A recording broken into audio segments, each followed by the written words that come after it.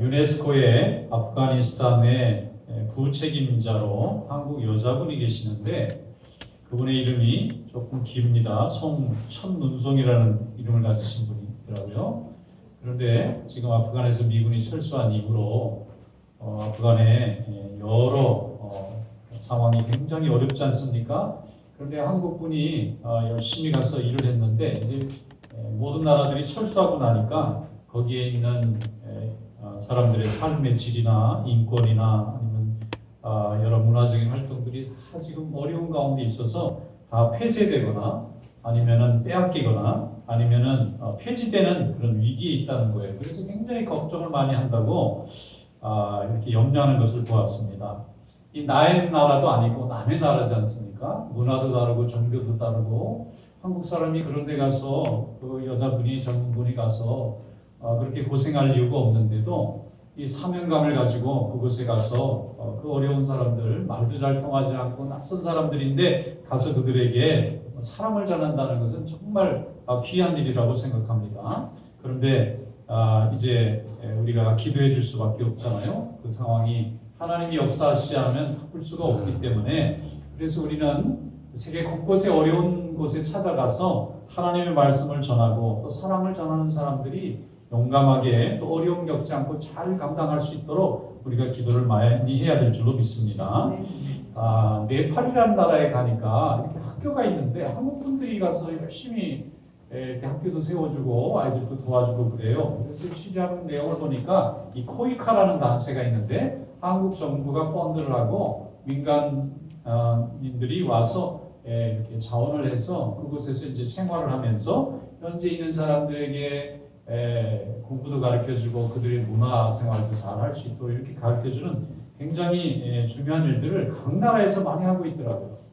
내 나라도 아닙니다. 내가 가서 일해야 될 일도 없고 또 얼마나 위험한지 몰라요. 그런 나라들일수록 분쟁도 많고 이렇게 테러도 많기 때문에 범죄에 타깃이 되기도 굉장히 쉬운데 그런데 가서 열심히 이름도 잘 모르고 말도 잘 통하지 않는 사람들에게 사랑을 전하고 그들의 삶의 환경을 바꿔주기 위해서 애쓰는 이 나누는 삶이라고 하는 것은 정말 사명감이 없으면 어려운 일입니다. 그런데 이 일을 정말 잘하기 때문에 하나님께서 우리 민족도 복을 주시고 그렇게 나누고 헌신하고 수고하는 사람들을 통해서 지금도 많은 사람들이 소망을 얻고 또 하나님 앞에서 쓰임받고 있는 줄로 믿습니다. 오늘 우리 성도들도 하나님의 말씀 가운데 항상 새 힘을 얻고 많은 사람들에게 유익을 주는 그런 아름다운 삶이 될 수 있기를 주님의 이름으로 축원합니다. 우리가 애국자가 어떤 사람이 애국자냐? 나라를 사랑하는 사람이 애국자죠. 그런데 나라를 사랑하는 사람은 어떤 사람이냐? 열심히 하나님의 말씀과 또 우리 민족이 주신 하나님의 축복을 가지고 믿지 않는 사람들 또 알지 못하는 이웃들 다른 민족들에게 하나님 살아계신 것도 가르쳐주고 하나님 주신 사랑의 이 삶을 나눠줄 수 있는 삶이 아름다운 애국자의 삶이 되는 건데 이것이 바로 인간의 가치를 높이고 우리의 삶을 높여주는 내용이 이 안에 담겨 있다는 거예요. 그래서 여러분 열심을 다해서 나누는 삶, 헌신하는 삶이 될 수 있기를 주님의 이름으로 축원합니다. 오늘 말씀에 보면 예수님께서 제자들을 부르셨는데 처음 제자들을 부를 때의 모습을 잘 보여주고 있습니다. 많은 사람들 중에서 예수님께서는 소수의 사람들을 부르셨어요. 이 소수의 사람들을 불러서 하나님의 말씀을 전하고 나를 따르라고 할 때 이 사람들이 예수님을 따라갑니다. 그래서 그들이 제자가 되었다는 거예요. 아무 사람에게나 주님이 말씀하지는 않으셨을 겁니다. 준비된 자를 찾으셨을 겁니다. 그런데 그 중에서도 순종해서 자기의 모든 현실을 내려놓고 주님을 따른 사람들이 제자가 되었어요. 여기 보면 베드로와 안드레, 야고보, 요한이 있는데 그들이 그물도 버리고 배도 버리고 예수님을 따랐다 그렇게 말합니다. 그래서 그물과 배라는 것이 뭡니까? 자기의 생업이고 자기의 현실이고 자기의 삶의 내용인데 이것을 다 내려놓고 주님을 따르는 것을 보여줍니다. 오늘 본문 말씀인 마가복음 1장 16절부터 20절 말씀까지 우리가 다 함께 주님의 말씀인 줄로 믿고 함께 읽어보겠습니다. 갈릴리 해변으로 지나가시다가 시몬과 그 형제 안드레가 바다에 금을 던지는 것을 보시니 그들은 어부라. 예수께서 이르시되 나를 따라오라. 내가 너로 사람을 낳는 어부가 되게 하리라 하시니 그 금을 버려두고 따르니라. 조금 더 가시다가 세베대 아들 야고보와 그 형제 요한을 보시니 그들도 배에 있어 그물을 깁는데 곧 그러시니 그 아버지 세베대를 그들과 함께 배에 버려두고 예수를 따라가니라. 아멘. 베드로와 안드레가 형제고요. 야고보와 요한이 형제입니다. 그런데 이들의 직업은 어부입니다. 갈릴리 바다에서 고기를 잡아서 팔아서 생계를 하는 그런 사람들이에요. 그런데 예수님께서 제자를 12 부르셨을 때 첫 번 부른 네 사람이 바로 이 갈릴리에서 고기를 잡고 있던 어부였던 베드로, 안드레, 야고보, 요한입니다. 그런데 이들은 각자 자기의 생업에 전념하고 있었어요. 예수님이 그들을 부르시기 전에 그들은 다른 일을 했던 사람이 아닙니다. 그 부모가 했던 걸 그대로 이어받아서 늘 했던 것처럼 어부를 했던 사람들입니다. 그런데 예수님이 그들을 찾아오셨어요. 그리고 그들에게 하나님의 나라가 가까이 왔기 때문에 이제 복음을 믿고 회개하고 나를 따르라고 말씀했습니다. 그런데 이들이 예수님을 따라 나서서 첫 번째 예수님의 제자가 되었습니다. 예수님께서 하나님께서 우리를 부르시는 이 부름을 우리는 소명이라고 합니다. 우리가 소명을 받을 때는 무슨 특별한 어떤 현장에서 받는 것이 아니라 우리 일상생활의 삶 속에서 하나님께서 우리를 부르십니다. 오늘 여기 말씀에 보면은 12제자가 여기 나와 있는 12제자 중에 4사람이 나와 있는데 많은 사람들 중에서 예수님이 부르셨는지 아니면은 이게 소수를 정해놓고 부르셨는지 모릅니다. 많은 사람들을 불렀는데 이들만 응답을 했는지는 알 수 없으나 성경에서는 그 중에 예수님에게 응답한 사람들의 이야기를 기록해주고 있습니다.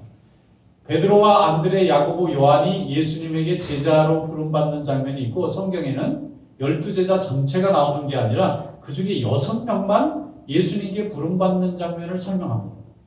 나다나엘이라는 제자가 있고 마태라는 제자가 있어요. 나다나엘은 무화과나무 아래에서 기도하다가 예수님을 만나서 제자가 되었고 마태는 세리가 일보는 세관에 세무소에 앉아서 일을 보다가 예수님이 부르시니까 그가 세리 일을 내려놓고 예수님을 따랐다 이렇게 돼 있는데 그러면 성경이 왜 12명을 다 일일이 설명하지 않고 그 중에 반밖에 되지 않은 6명 얘기만 이렇게 쓰고 있느냐 하면은 예수님이 제자를 부르는 방법과 방식이 6명으로 충분히 다 설명이 되기 때문에 나머지 12명을 다 설명하지 않고도 6명만 가지고 예수님이 어떻게 하나님의 자녀로 제자로 불렀는지를 이해하는 데는 부족함이 없다는 것입니다. 예수님의 제자는 12명만 있는 것이 아니라 또 70명도 있습니다. 성경을 다 자세히 들여다보면은 예수님의 12제자는 예수님과 함께 날마다 먹고 자고 생활을 같이 한 사람이고 그 중에 70명의 제자들은 우리로 말하면 파트타임 같이 자기의 생업을 하고 있다가 예수님이 필요하셔서 부를 때는 언제든지 달려와서 예수님의 일을 도왔던 사람들이 있었습니다. 그러니까 12명이 풀타임 제자면은 70명은 아마 파트타임 제자 같은 그런 형식으로 서로 협력하고 주님을 따르면서 서로 도와줬던 일이 아닌가 그런 생각을 해봅니다. 이들의 특징은 뭐냐면은 예수님이 찾아오셔서 내 삶의 현장에 찾아오셔서 나를 따르라고 말씀하실 때 즉각 순종한 공통점이 있어요. 계산하지 않았습니다. 나중에 생각해 보겠으니까 다시 오세요 하고 예수님을 돌려보낸 사람들이 아닙니다. 예수님이 나를 따르고 나와 함께 하나님의 나라를 위해서 살아보자. 내가 너를 사람 낳는 어부가 되게 해주겠다. 이렇게 말씀할 때에 그들은 즉각 순종했습니다. 2번 묻지 않았어요. 알겠습니다. 하고는 당장 자기가 일하던 배와 그물을 내려놓고 예수님을 따랐다. 이렇게 되어 있습니다. 마가복음 1장 15절 말씀에 보면 예수님이 이 4사람을 찾아오기 전에 먼저 말씀을 하셨어요. 이르시되 때가 찼고 하나님의 나라가 가까이 왔으니 회개하고 복음을 믿으라 그랬습니다. 예수님은 자신의 일해야 될 때가 언젠지를 분명히 아셨어요. 세례 요한이 헤롯 왕에게 붙잡혀서 죽임당했어요. 세례 요한이 잡혀갈 때 이미 살아서 나올 수 없다는 걸 예수님은 아셨어요. 그리고 예수님은 이때야말로 이제 복음을 전해야 될 시작할 수 있는 시간이 됐다고 생각하고 복음을 전하셨는데 예수님이 복음을 전한 말씀은 때가 찼다. 이미 시간이 정해졌다는 거예요. 그리고 하나님의 나라가 가까이 왔다는 거예요. 그러면 때가 차고 하나님의 나라가 가까이 왔을 때 우리가 해야 될 일은 무엇이냐? 그것은 회개하는 것입니다. 복음을 믿는 것입니다. 그래서 제자들을 불러서 하나님의 나라를 세워나가고 영혼을 구원하기 위한 이 복음의 사역에 내가 너희를 필요로 한다. 그러니 나를 따라라 할 때 그들이 다 순종하고 주님께 따르게 된 줄로 믿습니다. 그럼 사람들은 왜 그때 이렇게 예수님의 말씀에 귀를 기울이기 시작했을까? 이 제자들만 예수님의 말씀에 귀를 기울였던 것이 아니라 당시에 많은 사람들이 예수님이 천국이 가까이 왔고 회개하라고 할 때 관심 있게 듣기 시작했어요. 왜냐하면 세례 요한이 헤롯에게 붙잡혀서 죽임을 당할 때 많은 사람들이 세례 요한을 따랐습니다. 왜냐하면 이 세상은 너무나 악이 많고 또 소망이 없고 정의가 없고 은혜가 없어요. 그런데 세례 요한은 회개하면 하나님께서 하나님의 나라를 회복시켜 주신다고 말씀하셨어요. 많은 사람들이 세례 요한을 따랐습니다. 그런데 이 세례 요한마저도 악한 세상의 권력이 그를 잡아 죽이고 말았어요. 그러니까 사람들이 이제 낙심했어요. 하나님의 종이 이제 하나님의 나라를 회복할 줄 알았는데 이 세상의 악은 여전히 강하고 이 세상은 하나도 변하지 않는 것입니다. 낙심하고 절망할 때에 예수님께서 복음의 말씀을 전하니까 많은 사람들이 위로받기 시작했어요. 제자들이 먼저 은혜 받았고 그 다음에 많은 사람들이 예수님 말씀을 듣기 위해서 광야까지 예수님을 따라 나와서 말씀 듣기 시작했습니다. 그래서 예수님께서 이 제자들을 부르면서 내가 사람 낳는 업으로 너희들을 세워주겠다고 할 때에 그들은 순종했습니다. 이 세상의 생업이 문제가 아니라 영혼을 새롭게 하는 일, 하나님의 나라를 확장하는 일, 하나님의 말씀을 회복하는 일에 쓰겠다고 할 때 그들이 결단한 것입니다. 그전에는 먹고 사는 일, 자식을 낳고 기르는 일, 그 일을 했는데 이제는 다른 사람의 인생을 세워주는 일, 그들을 위로하는 일, 하나님의 말씀이 선포되는 일에 쓰임받고자 그들이 헌신하게 된 겁니다. 과거에는 나만을 위한 일에 헌신했다면 이제 하나님의 말씀을 듣고 이들은 다른 사람을 위한 일, 하나님의 영광을 위한 일에 헌신하게 된 것입니다.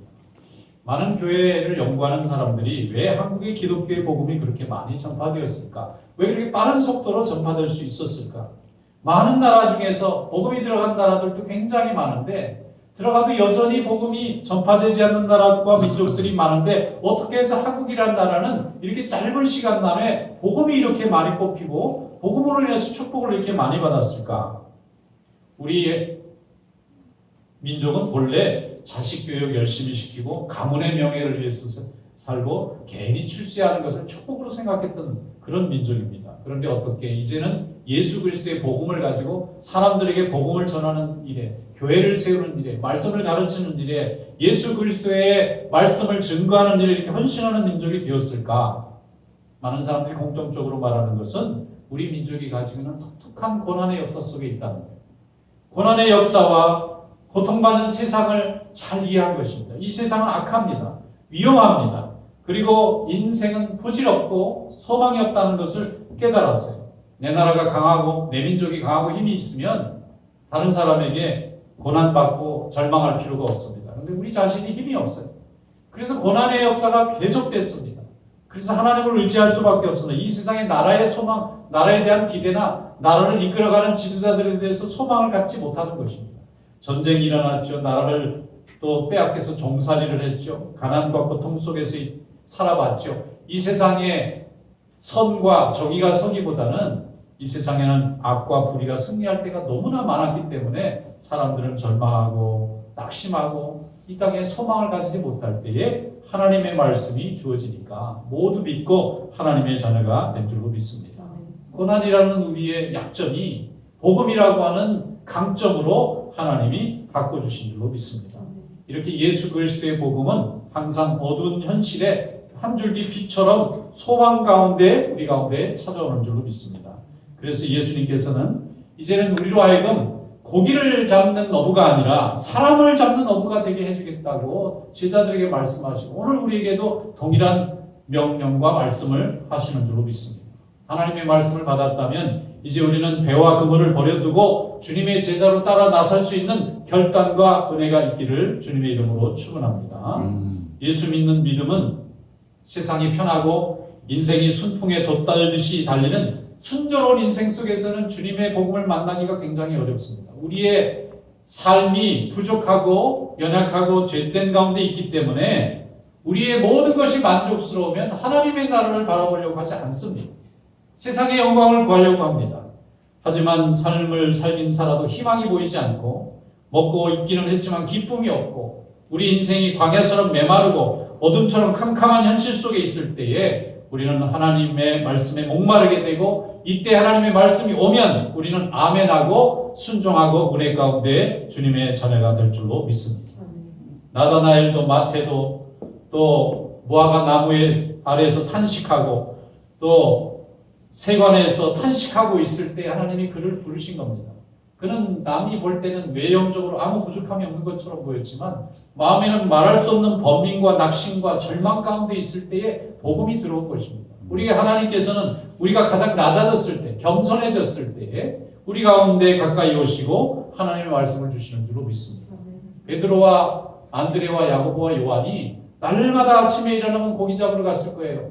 그리고 날마다 배를 수리하고 고기를 잡는 그물을 수리하고 있었을 거예요. 그런데 예수님께서 오셔서 나를 따르라 때 그들이 어떻게 그렇게 금방 모든 것을 버리고 갈 수 있었을까요? 날마다 하는 일이었지만 그들에게는 소망이 없고 기쁨이 없고 행복이 없고 또 미래가 보이지 않았기 때문에 그들은 언제든지 자기가 가지고 있었던 고기 잡는 일을 내려놓고 주님께 나아갈 수 있는 준비가 되어 있었던 것입니다. 영적으로 하나님께서 우리 마음을 가난하게, 그들의 마음을 가난하게 만들어 주신 거예요. 하나님께서 여러분에게 찾아오실 때 여러분의 마음을 겸손케 할 때에 여러분 순종하는 믿음이 될 수 있기를 축원합니다. 아멘. 요한복음 3장 2절에 보면은 니고데모가 밤에 예수님을 찾아왔어요. 이렇게 말씀이 되어 있어요. 그가 밤에 예수께 와서 이르되 라삐여 우리가 당신은 하나님께로부터 오신 선생인 줄 아나이다. 하나님이 함께 하시지 아니하시면 당신이 행하시는 이 표적을 아무도 행할 수 없습니다. 여러분 니고데모는 당시에 사내들인의 70명의 의원 중에 하나였어요. 국회의원이나 마찬가지입니다.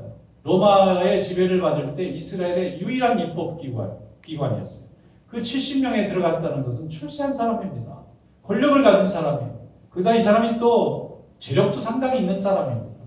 따르고 존경하는 사람들이 굉장히 많습니다. 그런데 이 사람이 무엇이 부족합니까? 아마 그 당시에 많은 사람들이 자식을 키우면 저 니고데모 의원님 같이 키우고 싶었을 겁니다. 그 사람은 랍비고 말씀을 가르치는 사람이라고 그랬어요. 그러면 학식도 뛰어난 사람입니다. 그런데 이 사람이 무엇이 부족해서 밤에 사람들의 눈을 피해서 예수님에게 와서 어떻게 해야 구원을 받는지를 물었겠습니까? 그는 지금 구원받지 못하고 있는 거예요. 모든 것을 누리고 살았지만 그의 마음에는 기쁨이 없는 것입니다. 소망이 없는 것입니다. 앞으로의 미래가 보이지 않는 것입니다. 그래서 자기의 미래에 답을 주시는 선생님을 예수님을 바라보고 찾아와서 물을 때 예수님은 물과 성령으로 거듭날 것을 얘기했어요. 이 세상에서 구할 수 없는 것을 말씀해 주셨어요. 오직 예수 그리스도를 믿음으로만 가능한 소망을 그에게 설명해 주었을 때 그는 처음엔 이해를 못했지만 예수님이 십자가에 달리고 돌아가신 후에 깨닫고 하나님의 자녀가 된 줄로 믿습니다. 예수님의 말씀처럼 사람은 떡으로 사는 것이 아니고 하나님의 말씀으로 삽니다. 외모로 보면 우리는 떡으로 사는 사람처럼 보여요. 열심히 공부합니다. 왜 그렇죠? 좋은 직장을 얻어요. 또 열심히 일합니다. 왜 그렇죠? 돈을 더 많이 받고 좋은 지위로 올라가기 위해서. 우리는 날마다 일터에 나가서 일하고 열심히 공부하고 좋은 직장을 구하기 위해서 또 좋은 지위에 올라가기 위해서 날마다 수고하고 애씁니다. 이렇게 보면 우리는 정말 떡을 위해서 사는 사람처럼 보입니다. 그런데 우리 인생은 떡으로만 사는 것이 아닙니다. 그것으로 해결되지 않는 갈증과 고통이 있어요. 우리의 영혼이 목마르고 하나님의 말씀이 없으면 우리는 꿈도 소망도 기쁨도 보람도 미래도 없는 것입니다. 살긴 살지만 우리 가운데는 절망밖에 없는 거예요. 그래서 우리는 하나님의 말씀이 오늘도 필요한 것입니다. 누가복음 19장에 보면 삭개오가 자신의 인생이 얼마나 어렵고 힘들었으면 나무 위에 올라가서 예수님을 보려고 했겠습니까? 모든 것을 가지고 있는 사람처럼 보였지만 그에게는 하나님이 주시는 위로와 하나님이 주신 은혜가 아니면 살아갈 수 없는 절망이 그의 인생 속에 있는 것입니다. 오늘도 하나님 앞에 소망 가운데 나가는 삶이 될 수 있기를 주님의 이름으로 축원합니다. 주님의 나라와 영광을 위해서 우리는 부름받았습니다. 우리는 이 일을 통해서 다른 사람을 위로하고 세상을 변화시키고 또 절망 속에 있는 사람을 건져내는 일에 하나님이 우리를 부르셨어요. 12 제자처럼 또 70명의 제자들처럼 사람 낚는 어부를 만들어 주겠다고 하는 하나님의 음성을 듣고 우리가 하나님의 자녀가 되었습니다. 그래서 이제는 나와 내 자신만을 위해서 사는 것이 아니라 내 가정과 내 교회와 내 이웃과 또 하나님의 백성들을 위해서 사는 삶이 될 수 있기를 축원합니다. 하나님께서 이 땅에 처음 나를 보내실 때 모든 사람들에게 사명을 주셨어요. 하나님의 말씀을 세우는 사명을 주셨고 또 영혼을 위로하는 사명을 주셨습니다. 이 모든 것을 잘 감당하고 순종하는 것이 바로 우리가 축복의 자녀가 된다는 증거입니다. 나로 인해서 더 많은 사람들이 하나님의 말씀을 듣고 하나님의 사랑을 듣고 위로를 받고 소망 가운데 살아갈 수 있는 그런 축복이 있기를 주님의 이름으로 축원합니다. 골로새서 1장 22절에 말씀합니다. 내가 교회의 일꾼이 된 것은 하나님이 너희를 위하여 내게 주신 직분을 따라 하나님의 말씀을 이루려 함이라 말씀했습니다. 우리가 일꾼이 된 것은 하나님의 뜻이 이루어지기 위해서 우리를 부르신 것입니다. 어떤 분이 계신데 이분이 평생 돈 버는 일에 열심을 냈어요. 근데 나중에 이제 예수 믿고 나서는 이제 하나님의 일을 위해서 열심을 냈어요. 근데 이분이 하시는 말씀이 뭐냐면 이 돈 버는 일보다 주의 일을 하는 게 이렇게 재밌는 걸 몰랐다. 예전에는 내 자신, 내 가정을 위해서 일하는데 그것도 보람있고 좋은데 나와는 아무 관계가 없는 분들, 하나님의 백성들을 위해서 열심히 일하니까 이게 굉장히 재밌더라는 거예요. 그래서 자기가 예수 안 믿었으면 이 남은 인생을 이 기쁨을 모르고 살 뻔했다고 굉장히 기뻐하고 또 이렇게 좋아하는 것을 보았습니다.